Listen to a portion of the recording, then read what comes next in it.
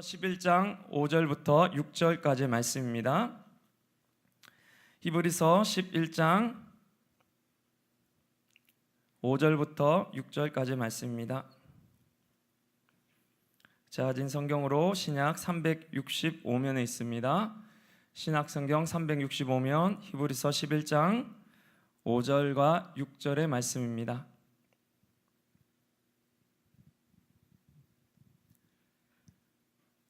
다 같이 한 목소리로 봉독하시겠습니다. 믿음으로 에녹은 죽음을 보지 않고 옮겨졌으니 하나님이 그를 옮기심으로 다시 보이지 아니하였느니라. 그는 옮겨지기 전에 하나님을 기쁘시게 하는 자라는 증거를 받았느니라. 믿음이 없이는 하나님을 기쁘시게 하지 못하나니 하나님께 나아가는 자는 반드시 그가 계신 것과 또한 그가 자기를 찾는 자들에게 상 주시는 이심을 믿어야 할지니라. 아멘.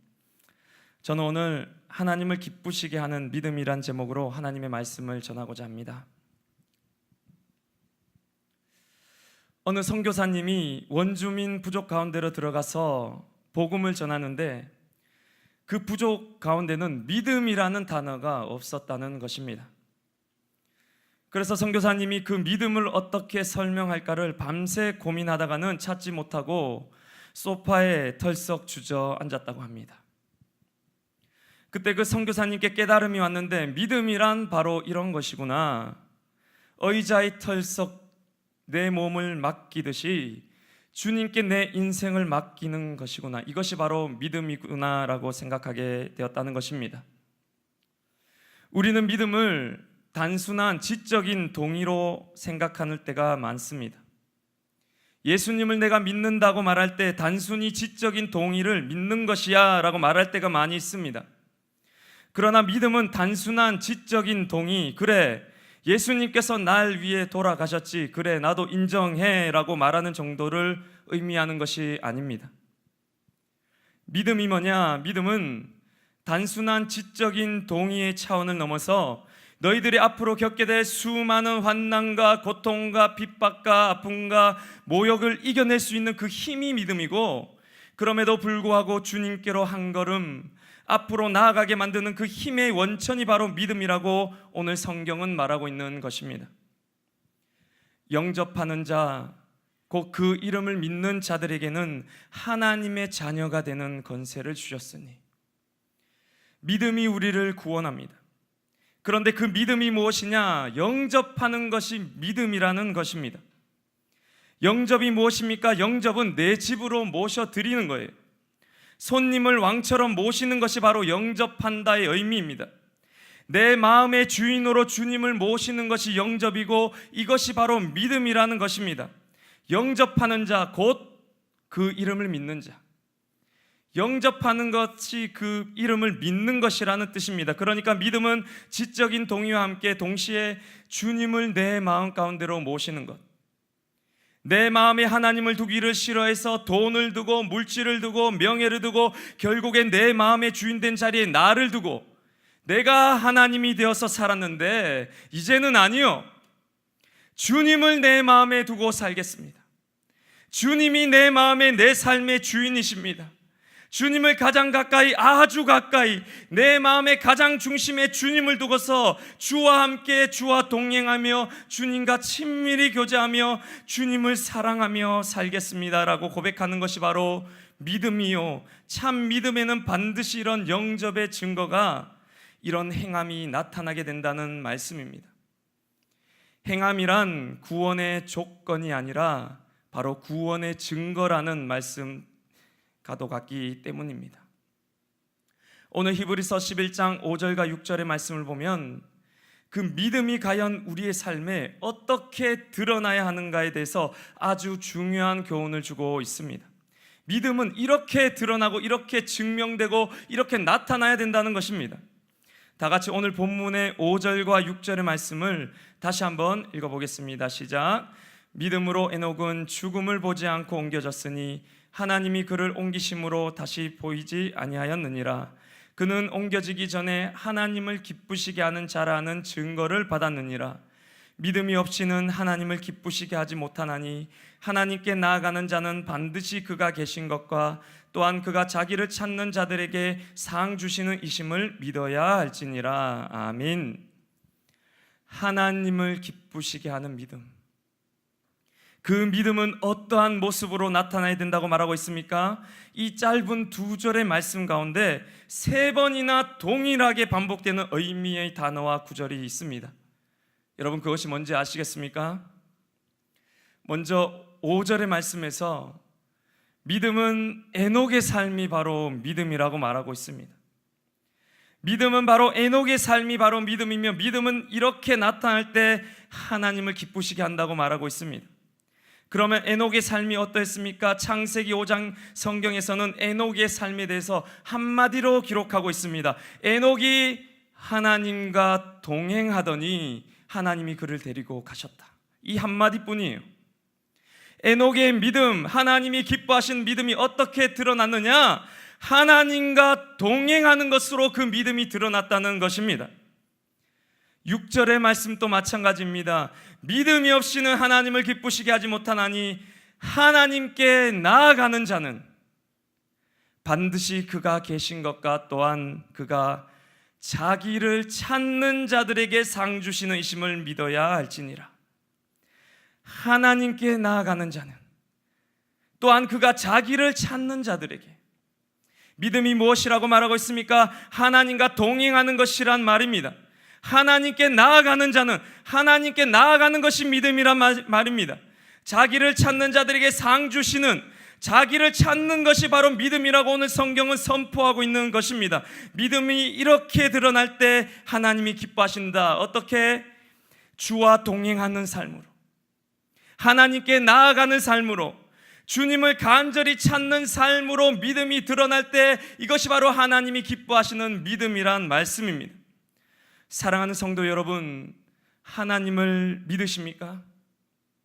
정말로 하나님을 믿으십니까? 그렇다면 하나님과 동행하고 계십니까? 하나님께 나아가고 계세요? 하나님을 간절히 찾고 구하고 계십니까?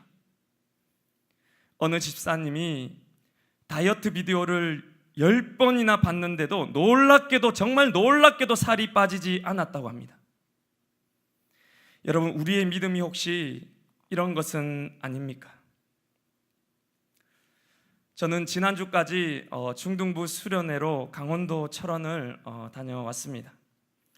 그 무서운 중학생들과 함께 수련회를 하는데, 야, 휴대폰 한번 뺏었다가 경찰에 신고한다 그러고, 야, 서로 삐지고 다투고, 야, 첫날 집회를 하는데 난생 그런 분위기의 수련회는 처음 봤습니다. 다 놀러 온 거예요. 한 명 또 예배하는 예배자가 없고 기타 치는 잘생긴 오빠 얼굴이나 쳐다보고 놀러 오는 거예요. 하나님을 찾는 사람이 도무지 한 사람도 보이지가 않았습니다. 기도회를 하는데 10분 하고 제가 못하겠더라고요. 제가 제일 물론 잘못했습니다. 저부터 준비가 부족했습니다. 그렇게 둘째 날 마지막 집회를 앞두고 우리 선생님들이 다 함께 모여서 기도를 했습니다. 이대로는 안 된다. 그냥 잘 놀고 잘 먹고 돌아가서는 안 된다. 친해져서 가는 것으로 만족해서는 안 된다. 주님 만나야 하지 않겠냐고 함께 간절히 기도했습니다. 저도 기도밖에 할 게 없더라고요. 주님밖에 오로지 찾을 수가 없었습니다. 안 되니까, 내가 할 수 있는 것이 도무지 하나도 없으니까 주님을 찾을 수밖에 없었습니다. 그렇게 찬양을 마치고 설교단에 올라가니 이제 다 잘 준비를 하더라고요. 그들을 향해서 이렇게 메시지를 전했습니다. 어떻게 너희들 이럴 수가 있냐? 예배하기 싫은 사람들 다 나가라. 나가고 친구들 방해하지 마라. 어떻게 여기까지 와서 너희들 이럴 수가 있냐? 여기 있는 선생님들 지금 돈 받고 여기 있는 줄 아나? 돈 안 받는다. 정말 놀랐지.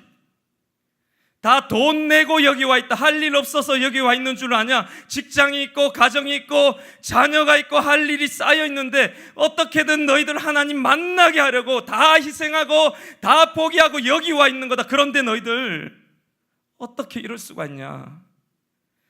여기 어떻게 한 사람도 예배자가 없고, 한 사람도 주님 만나려는 그 사모하는 마음이 하나도 없고, 주님 찾고 구하려는 사람이 어떻게 한 사람도 없을 수가 있냐? 어떻게 하나님을 이렇게 알려고 하지 않을 수가 있냐? 정말 화가 나더라고요. 너무 화가 날 그때, 하나님을 이렇게 찾으려는 사람이 없어 화가 제 속에 치밀어 오르는 그때 하나님의 음성이 들리는 거예요. 그때 나는 아들을 주었다. 저도 마찬가지입니다. 저도 매일 죄를 짓습니다.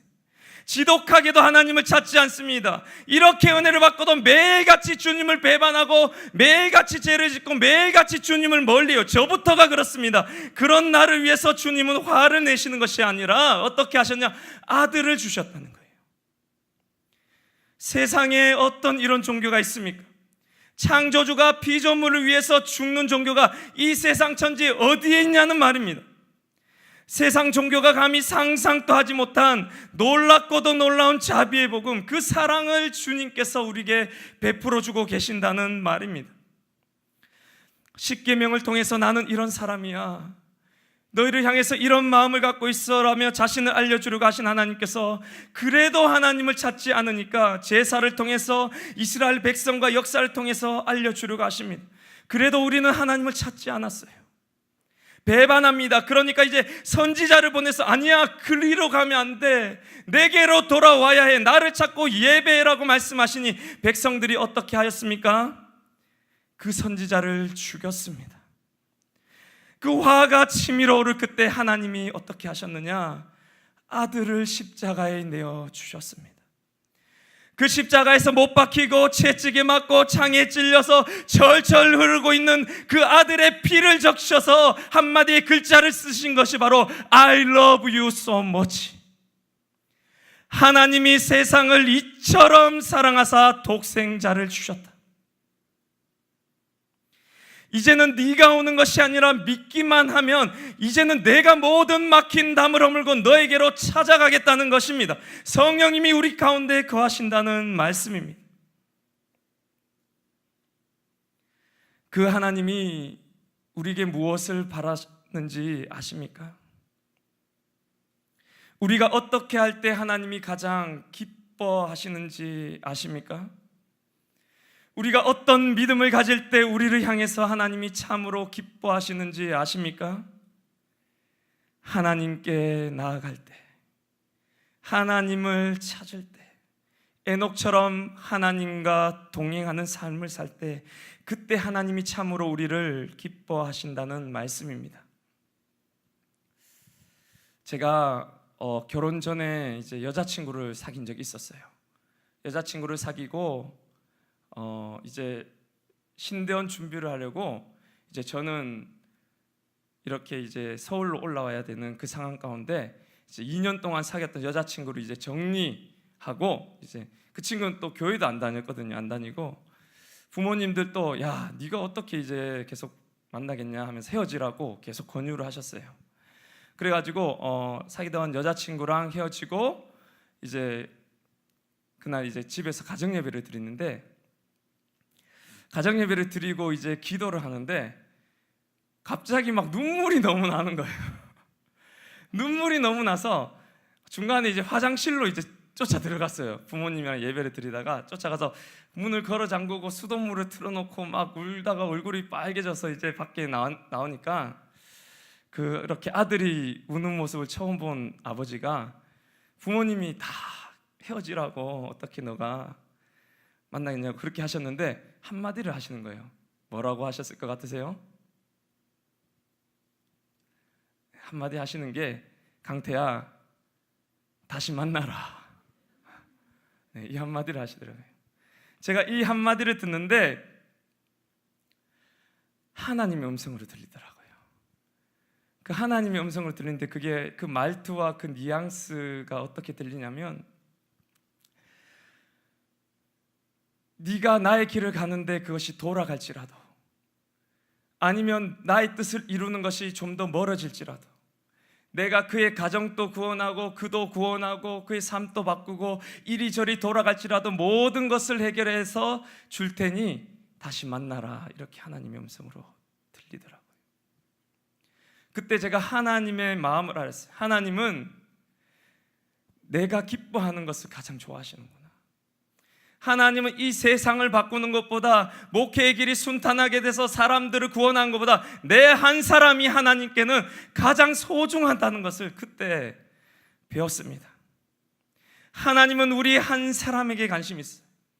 하나님은 이 세상을 바꾸는 것보다 우리 한 사람을 바꾸는 것에 더 큰 소망을 갖고 계신다는 말씀입니다. 지금 이 여자친구가 지금의 사모가 아니니까 가서 얘기할 생각들 하지 마세요. 네. 웨스트민스터 소요리 문답에서는 제1문에 인간의 존재 목적을 이렇게 정의하였습니다.